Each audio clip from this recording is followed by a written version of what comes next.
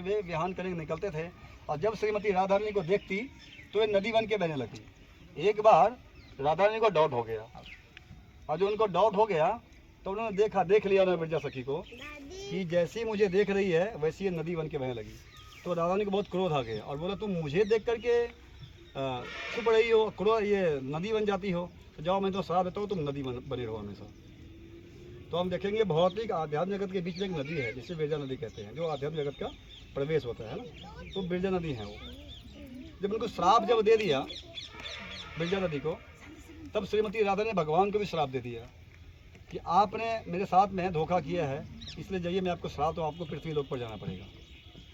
भगवान की लीला है सब, ये सब लीला है। भगवान स्वयं सारा लीला करते हैं और लीला करने जहाँ सब देखते हैं बहुत सारे लीला। भगवान राम को आने से करोड़ों वर्ष पहले सब लीला हुआ है।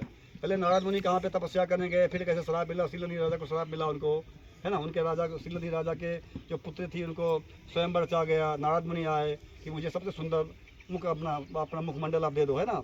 तो ऐसे भगवान की लीला है सब। तो पहले वहाँ शुरुआत होता है, उसके बाद यहाँ पे हम देखने के मिलते हैं हमें। तो वहाँ पर भगवान को श्राप दे दिया कि आपको पृथ्वी पर जाना होगा।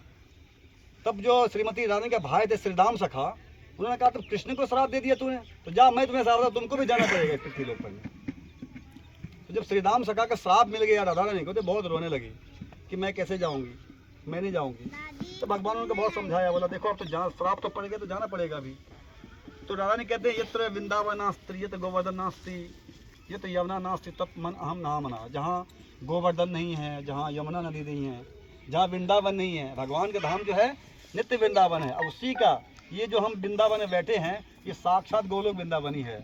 क्योंकि मैं पहले ही इसमें धाम अपराध में बताया हूँ कि इस धाम को ये समझना कि ये लौकिक है, या आप ये किसी भारत खंड में या किसी यूपी के क्षेत्र में है तो सबसे बड़ा हमारा अज्ञानता होगा।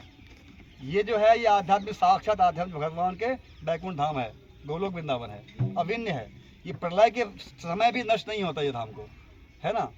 तो फिर भगवान एक एक करके सबको यमुना नदी को भेजा। सबका कथा अलग अलग है, कैसे गिरिराज जी आए, कैसे यमुना नदी आई, है ना, कैसे वृंदावन को भगवान ने यहाँ पे प्रकट करे हैं सब। इस प्रकार सभी लोग आ गए। तो श्रीमती राधा ने कहा भगवान से कि मैं जाऊँगी नहीं, अगर तो भगवान ने कहा जाना तो होगा। तो भगवान से पहले राधा रानी आई है यहाँ पर। तो कहा ठीक है मैं जा रही हूँ, तो जब तक आप नहीं आओगे तब तक मैं अपनी नजर आँख खोलूँगी नहीं। तो ठीक है। तो वहाँ पर आप देखेंगे जो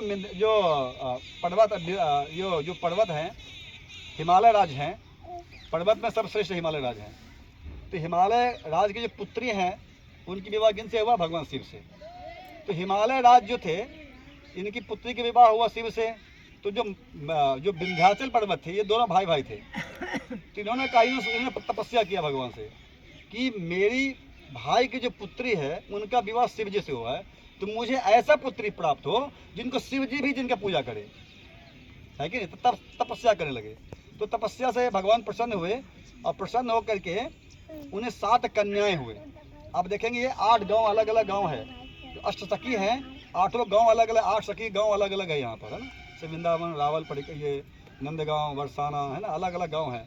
जन्मभूमि हम लोग गए हैं, अलग अलग गाँव, 8 गाँव है, 8 अष्टसखी हैं। तो पर्वतराज को 8 कन्याएं हुई। लेकिन उस टाइम पे जब कन्याएं हुई तो जो डायन थी, कौन थी? पूतना। छोटे छोटे बच्चे को खाना मारना ये उसका ही धर्म था उसका। जैसे 1-2 महीने का, 6 महीने का, 1 महीने का बच्चा हुआ उसको मार देती थी वो। तो उन्होंने क्या किया, 8 कन्या को उन्होंने, पर्वतराज के 8 कन्या को उठा लिया उन्होंने और लेके जा रही थी, आकाश मार्ग लेके जा रही थी। तो जब इनको पता चला कि मेरे 8 कन्या को अपहरण हो गया तो यज्ञ करने बैठ गए पर्वतराज। तो यज्ञ के प्रभाव से वो कन्या जिसे वो जा रही थी, तो जाते एक एक कन्या गिरते गई उसके हाथ से, अलग अलग गांव में गिरते गई हो। तो जैसे आप देखेंगे ललिता सखी, विशाखा सखी, तुंगा विद्या, चित्रलेखा, इंदुलेखा, सारे अलग अलग गांव में प्रकट हुई है, 8 गांव में, ब्रज के 8 गांव में। तो तब जब ये इसके यज्ञ के प्रभाव से जो अंतिम कन्याएं थी वे इनके हाथ से गिर गई। जो गिरी, राधा रानी जब गिरी तो यमुना नदी में गिरी, तो कमल पुष्प के ऊपर गिरी। अब यहाँ पर इस यहाँ के राजा विश्वानु जी थे। नंदगांव के राजा कौन थे? नंदराय जी। तो इनको विश्वानु के, जिनको 11 लाख गाय होता है, उन्हें विश्वानु कहा जाता है कि नहीं। तो बहुत बड़े राजा थे, कोई कमी नहीं था इनको। लेकिन संतान एक भी नहीं था। इनकी पुत्र जो पत्नी कीर्तिदा थी उनको एक भी संतान नहीं था। तो सभी जितने भी लोग थे बहुत दुखी थे कि मेरे जो रानी है उनको एक एक संतान मिल जाए। तो यमुना नदी ये सब चीज़ें करे, पर यमुना नदी में पूरा था। यहाँ यमुना नदी है, ये सारे यमुना नदी में था। हम वहाँ पे वृक्ष देखे, जो वृक्ष देखे हैं, ऊपर गए थे देखने के लिए दर्शन, मंदिर के ऊपर जो वृक्ष देखे ना, जो लता सा है, वो सब यमुना नदी, सारा यमुना नदी में था पूरा। ये सब पहले कुछ कुंड बाद में बना है, ये है ना, सारा यमुना नदी में था। तो उसी यमुना नदी में जब स्नान करने गई तो सारे जितने उनकी जो सखी थी वे सब प्रार्थना करने लगी कि हमारे रानी को कम से कम एक संतान मिल जाए। ऐसे जब डुबकी लगाई ना, तो जो कमल पे जो गिरी थी राधा रानी, उनको जैसी डुबकी लगाई वो सामने आ गई। तो उनको लेकर के घर में आए, बहुत प्रसन्न हो गए। विश्वामित्र जी बहुत बहुत दान किए, सभी को दान किए, गौ दान किए, अन्न दान किए, सोना दान किए, कपड़े दान किए, बहुत बहुत दान किए, बहुत प्रसन्न हो गए। लेकिन बहुत प्रसन्न होने के बाद पता चला कि कन्या जो है आँख नहीं खोल रही है। तो सब कुछ तो बहुत प्रसन्नता था, पर आँख नहीं खोल रही थी, तो बहुत दुख था इनको, है कि नहीं। लेकिन बाद में नंदराय के जहाँ भगवान कृष्ण प्रकट हुए, तब आप देखो तो कई आचार्य कहते हैं कि 6 महीने के आगे पीछे हैं, कोई कहते हैं 30 साल के हैं, जो भी है अलग अलग भेद है, उसे मैं जाना नहीं चाहता हूँ। तो ये है कि राधा रानी से पहले कृष्ण से पहले राधा रानी हैं। कितने के हैं ये कंफर्म नहीं बता सकता, जो भी है कि नहीं। तो जब इन दोनों में बहुत मित्रता थी, नंदराय जी में और विश्वामित्र जी में बहुत मित्र थे। तो जब इनके घर में कोई काम होता था ये यहाँ पे आते, इन घर में कोई काम होता था यहाँ पे जाते। तो जब इनकी जन्मदिन का हुआ तो सभी लोग वहाँ से आए, और कान्हा भी, जो कृष्ण जो थे वो तो ये पापा पहिया पे चलते थे, मतलब वो कमुना पे चलते थे ना, उनको लेके आए उनको। तो सब लोग मिलने में लग गए, और राधा ने को पालकी में रखा था। बहुत दुखी थे कि 4 साल की हो गई है पर ये आँख नहीं खोल रही है, कुछ बोल नहीं रही है, तो इससे बहुत दुखी थे। लेकिन इनका तो पहले से तय था कि जब तक मैं आपको देखूंगी तब आँख खोलूंगी नहीं। जब कृष्ण जब आए, जब नंदराय जब आए, यशोदा मैया आई, और जब इनको लेकर सब लोग अपने मिलने में लगे, आप कैसे हो, मिलने में लगे सभी लोग एक दूसरे से। तब ये गए, राधा रानी के पालकी में थी। आप देखो यहाँ पे राधा रानी को छोटा सा आपने देखा होगा, जो वो भी उसमें थी, मतलब है ना, घुटने पे चल रही है लाली। तो यहाँ पे जब आई, तो जब वो पालने पे गए, ऐसा देखने को, जैसे कृष्ण ऐसा पालने पर कैसा आँख खोले ना, वैसे राधा ने आँख तो भक्त से खोल दिया, उन्हें तुरंत आँख खोल दिया और रोने लगी हो। अब दोनों के जो भी बातचीत हुआ होगा, जो भी है भगवान के, तो सब बातचीत हो गया कि ठीक है आप आ गए, अभी ठीक है। अब तो उसके बाद पहली बार राधा ने रोई।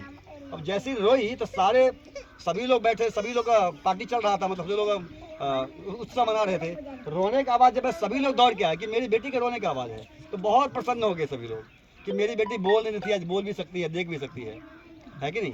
तो ये जो स्थान है, यहाँ पे 8 साल तक श्रीमती राधा रानी यहाँ पर रही है। उसके बाद में हम जहाँ पर बरसाना गए थे, वहाँ पर फिर विश्वामित्र जी वहाँ बरसाना चले गए। तो ये श्रीमती राधा रानी का बहुत विशेष कृपा है कि आज हम सब यहाँ पर, ये जो कुंड है, ये राधा रानी को दान घाट कुंड कहा जाता है। उनके लिए ही ये दान घाट कुंड बना है। यहाँ पे सारे दान हुआ करता है, इसलिए दान घाट कुंड कहा जाता है इसे, है ना। ये बहुत ही परम पवित्र स्थान पे हम हैं, और बहुत हम अपने आप को बहुत भाग्यशाली हैं कि आज इस स्थान पे फिर से बैठने का, कथा श्रवण करने का मौका प्राप्त हुआ है, और बहुत बहुत सारे दर्शन हैं हमें।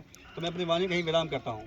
श्रीमती राधा रानी की जय, बाल चैतन्य की जय, प्रभुपाद की जय, भक्तवृंद की जय, गौड़ हरि प्रेमानंद। हरि हरि बोल। बाल चैतन्य प्रभु के लिए हरि बोल, एक बार बोलिए हरि बोल, हरि